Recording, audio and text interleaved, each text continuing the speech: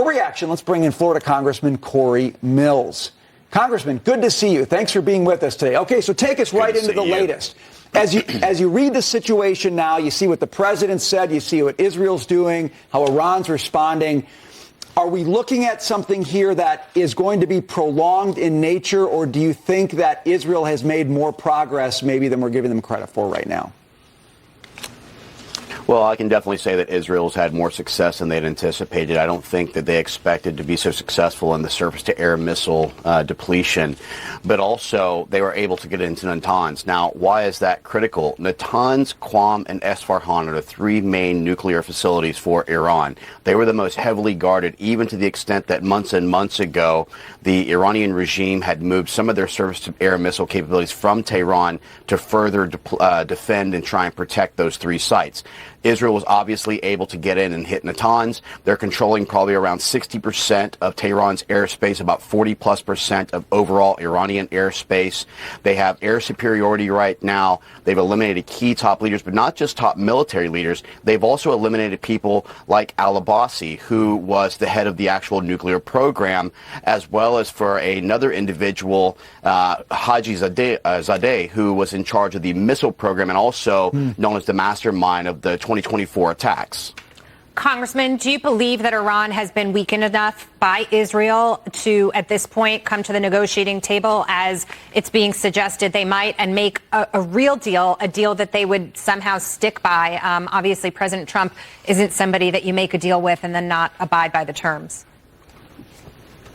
Well, President Trump from the very beginning has tried to send Steve Witkoff and others to have negotiations, and his negotiation was simple. First off, you cannot ever possess a nuclear weapon capability or armament. That was something that was even brought to light by the IAEA, who isn't really friends of Israel or anyone else, who said that they have seen an enrichment process continue to escalate. So the president's been clear on trying to make a deal here, but I think that this war, after Iran's aggression and retaliation hitting things like the Korea complex, which is the Ministry of Defense, or going after civilians within Israel, has escalated this to all-out warfare. And so I encourage either to look at regime change by the people of Iran, or let the leadership that's still remaining try and make a deal with the president to stop this senseless war from killing so many more people.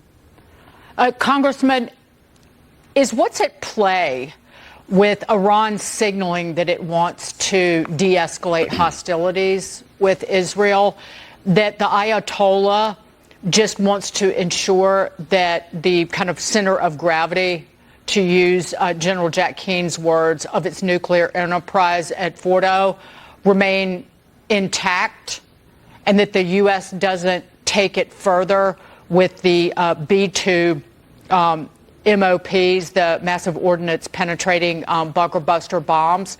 Is that what is afoot here with that move by Iran? Well, I think that the regime just wants to maintain power and leadership in this tyrannical and dictatorship-style rule. I think that really what should be happening is the Iranian people, who are very different from this regime, and I want to make that clear distinction, should be rising up and overthrowing this regime to go ahead and get a free, democratically elected or a return of Reza Pahlavi into the actual monarchical system. But I think that what the Ayatollah is seeing right now is that their oil is starting to be hit, their energy is starting to be hit, and that's going to impact them when you think about the economic benefits that's played for them under the previous regime. And let me be clear, a lot of this that's going on is because of the Biden administration. They were the ones that allowed Iran to gain so much money and wealth through exportation of oil. They are the ones who unfroze $10 billion in fungible assets. This is a cleanup because Israel had to go in there because the nuclear program was going so high, and the President Trump has been trying to get negotiations to stop this from what happened in the previous administration. Congressman Cory Mills, thank you for your perspective today. We appreciate it, sir. Thank you. All right.